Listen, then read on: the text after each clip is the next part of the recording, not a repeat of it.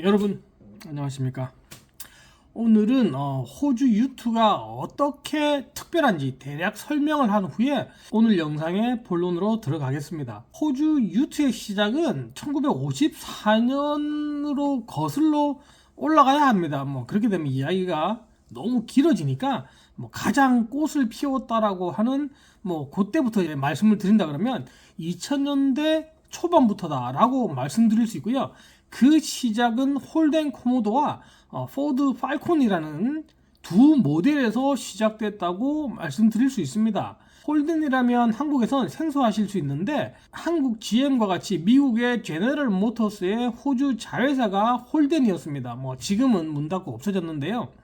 하여간 유투라는 차량은 기본적으로 일을 위한 차량이지만 개성 강한 운전자를 상징하는 그런 차로 꾸며 타는 특별한 특화된 느낌, 그러니까 일본에서 만들어진 적당한 가격대의 차량을 꾸며 타는 그런 세대가 있듯이 유투를 가지고 휠과 타이어 쇼바 업이 아닌 쇼바 다운을 해가면서 운전자의 개성을 강조하는데 특화된 유투라는 시장이 호주에서 형성되었습니다. 그게 가능한 게 기본 배기량이 3800cc V 6기통이고 고사양의 경우는 5700cc V 8기통이다 보니 타는 재미가 있는 차량이었습니다. 이렇게 호주에서 홀덴과 포드가 유트 시장에 판매량 1, 2위를 하며 정점을 찍을 당시엔 홀덴에서 만든 유트 마루라는 모델이 세계에서 가장 빠른 유트로 그때 당시 기네스북에 기록이 될 만큼 인기가 하늘을 찔렀습니다. 그때 당시만 해도 도요타는 이런 유트 시장은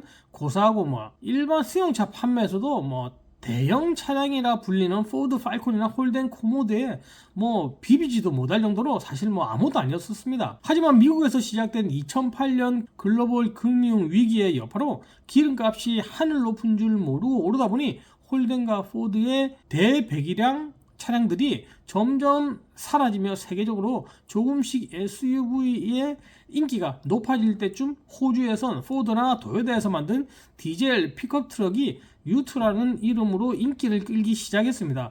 물론 홀덴에서도 2008년 한국에서도 잘 아시는 쉐보레 콜로라도라고 불리는 차종과 같은 차량이 판매는 됐지만 여러가지 상품성의 문제와 홀덴이라는 회사의 판매량의 감소로 결국 홀덴이라는 자체가 문을 닫으면서 지금은 완전히 사라졌다고 보시면 됩니다. 하지만 이전 홀덴과 포드 유트를 타던 때와 달리 픽업 트럭을 기반으로 한 유트들은 일반 도로뿐만 아니라 산과 들로 캠핑도 다닐 수 있고 호주의 광활한 대륙을 횡단할 수도 있을 만큼 다목적 차량으로서의 진가를 발휘하기에 충분했으며 일반 직장인에 비해 소득 수준이 높은 자영업자들의 일과 놀이에 두루 사용되는 차량으로 인기를 끌지만 그보다 더 중요한 건 세금 공제 혜택도 받을 수 있다 보니 기존 판매되는 차량에 더 많은 돈을 투자해 차량을 개조하는데 작게는 1, 2천만 원, 많게는 1억 이상의 금액을 투자해서 그들이 원하는 차량으로 개조하기도 합니다만 이런 개조가 호주에선 합법이다 보니 누구나 개조를 해서 타고 다니고 그런 개조한 차량이 오히려 전혀 손대지 않은 차량들보다 쉽게 눈에 띌 만큼 유트, 그러니까 픽업 트럭을 그냥 타고 다니는 경우보다는 개조를 해서 타고 다니는 게 호주에선 너무도 일반적인 경우라고 말씀드릴 수 있습니다. 한 예를 들어 한국에서는 당연히 불법이고 그걸 왜 설치하는지도 의문인 일명 캥거루 범퍼라는 게 있습니다. 호주에서는 불바라고 말하는데 이게 호주에서는 합법이며 이런 불바는 시내 외곽지대를 다닐 때 캥거루로부터 차량과 승객을 함께 보호하는 데 유용하게 쓰이기 때문에 안전상의 이유는 물론이고 픽업 트럭을 더 강한 모습으로 변신시키기 위해서도 많이 설치하며 이런 불바의 경우 합법이다 보니 일반 승용차에도 안전상의 이유로 장착을 하시는 경우가 있습니다. 서론이 좀 길어졌습니다. 하지만 제가 강조드리고 싶은 부분은 호주에서 픽업 트럭을 꾸미고 타는 건 너무도 일반적이다는 말씀을 드리고 싶어서입니다. 이제 본론으로 들어가서 첫 번째는 현재 기아 타스만의 실물이라고 돌아다니는 사진을 보면서 제가 걱정하는 부분은 저런 외관의 앞에 제가 말씀드린 불바가 과연 얼마나 어울리겠나 라는 걱정이 먼저 듭니다. 남자를 위한 강한 느낌의 차량에 쇠로 된 더 강한 느낌을 더할 수 있는 쇠범퍼를 달게 될 때 어떤 그림이 나올까 생각하면 저로선 별로 멋스러운 그림이 나온다라고 상상이 되지 않습니다. 쇠나 스텐으로 불바를 만들다 보니 아무래도 불바의 디자인이 투박해질 수밖에 없는데, 그런 투박한 디자인의 불바와 부드러운 선을 가진 기아 타스만의 매치가 상상이 잘 가지 않는다는 겁니다. 그리고 또 하나, 한국에선 기아 타스만을 어떻게 보고 있는지 여러 유튜브 영상을 뒤져보니까 상남자를 상징한 만큼 큰 차체와 디자인이라고 공통적으로 이야기들을 하시는데, 제가 볼 땐 한국에서는 그런 중간급의 픽업 트럭을 접할 기회가 적고, 그나마 크다고 할 수 있는 SUV들조차도 차량들의 높이가 기본적으로 낮게 디자인되다 보니 기아 타스만의 높이가 다른 차량들에 비해 높은 데서 오는 한국 분들의 일종의 착시 현상이 아닌가라는 생각이 듭니다. 제가 실제 위장막에 쌓인 기아 타스만을 봤을 때 전혀 크다는 느낌보다는 미쓰비시에서 나온 트라이튼 정도의, 그러니까 그냥 일반적인 적당한 크기의 픽업 트럭이라는 느낌이 강하게 들었습니다. 좌우로 포드 레인저라든지 아니면 휠이나 타이어를 바꾼 하일럭스, 도요타 하일럭스 같은 그런 강인한 느낌은 단 1도, 위장막에 쌓인 기아 타스만을 봤을 때 압도적인 그런 강인함, 그런 포스를 느낄 수는 전혀 없었다라는 거고요. 상남자스러운 느낌도 받지 못했다고 말씀드릴 수 있을 것 같습니다. 여러분들도 잘 아시듯이 기아 타스만이 호주 시장을 주요 판매 시장이라고 하는데, 기아 타스만이 너무 한국적인 시각에서 디자인된 게 아닌가라는 걱정이 드는 대목이기도 합니다. 그리고 두 번째는, 호주에서는 기본적으로 불바, 타이어, 휠, 쇼바, 사이드 스텝 등 여러 가지를 업그레이드 하는데, 사진과 같이 휠 하우스에 펜더 또는 플레어가 저렇게 디자인된다면 더 큰 휠과 타이어를 장착하면 더 큰 펜더로 교체를 해야 하는데, 그렇게 했을 때 너무 디자인적으로 언밸런스가 나지 않을까라는 우려가 큽니다.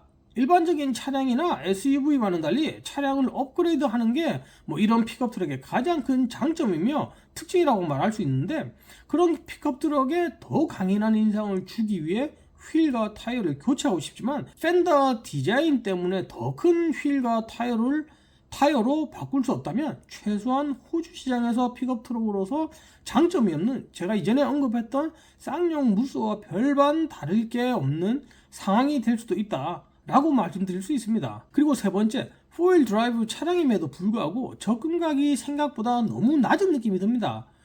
물론 기아 타스만이 포드 레인저 랩터와 눈높이는 어느 산인가 시골에서 같이 달리는 영상을 제가 보기도 했는데, 랩터와 같이 오프로드 전용 모델도 나오지 않을까 예상을 해보지만, 위장막에 쌓인 차량으로 유추해봤을 때 앞쪽 견인고리가 너무 낮게 달려있어 접근각이 형편없이 낮지 않나라는 생각을 해봅니다. 앞에서도 말씀드렸듯이 불바를 다는 이유가 안전상, 그리고 멋으로 다니는 이유도 있지만, 또 하나 차량에 기본적으로 달려나오는 범퍼에 비해 접근각을 훨씬 더 크게 끌어올리는 장점이 있습니다. 하지만 기아 타스만의 견인고리가 너무 낮게 디자인되어 있다면 아무리 어마무시한 새 범퍼를 만들려고 해도 견인고리의 위치 때문에 접근각을 더 크게 만드는 디자인으로 불바를 만들 수 없다는 생각이 듭니다. 그리고 네 번째는 차체 프레임입니다. 아직 완성되지 않은 위장막에 감춰진 차량이라지만 제가 아래를 봤을 때 프레임 중간에 대각선으로 뼈대가 하나 정도는 있어줘야 하는데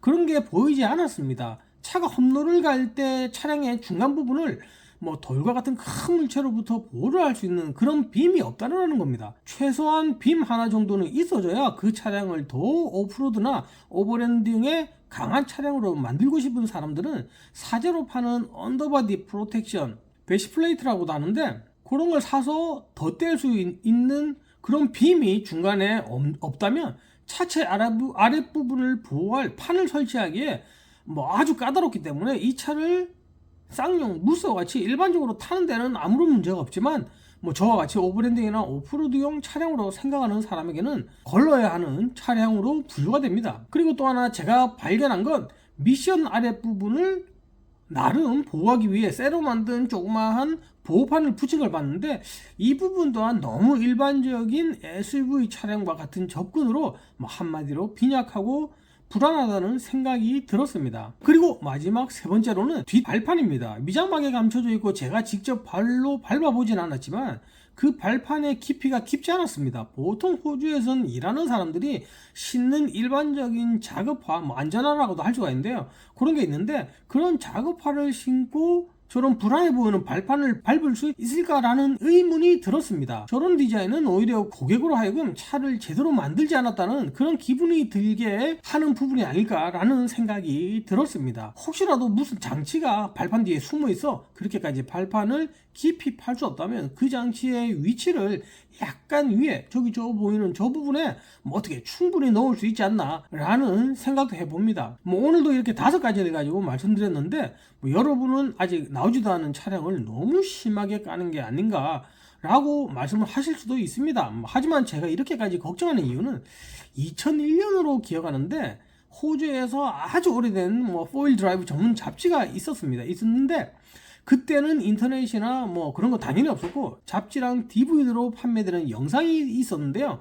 그때 당시 올해 나온 차들 중 최고의 4휠 드라이브를 뽑는 프로그램이 있는데 그때 현대에서 나온 테라칸이 그 여러 차량 중 한 대로 선정이 돼서 테스트를 하는 영상이었습니다. 그래서 거기에서 이제 최고의 4휠 드라이브 차량을 뽑는 건데 그런데 그 현대 테라칸이 테스트를 하는 중간에 심사위원들로부터 차량에 더 큰 문제가 생기기 전에 테스트에서 빼야겠다 라고 해서 테스트를 포기하고 빼버리는 상황이 발생했었는데요. 저는 아직까지 그 상황이 잊혀지질 않습니다. 그래서 저는 위장막 속에 가려진 기아 타스만을 몰래 훔쳐보면서 아직까지 시간 여유가 있고 최소한 이번에 나오는 기아 타스만은 현대 테라칸과 같이 창피한 상황은 당해선 안 된다라는 생각에 이런 영상을 만들게 되었습니다. 뭐 우리 구독자님은 물론 혹시 이 영상을 보실 기아 관계자님이 계시다면 깊이 한번 생각해 보시기 바라는 마음에서 이번 영상을 제작했습니다. 도움이 되셨길 바라며 다음에 찾아뵙겠습니다. 감사합니다.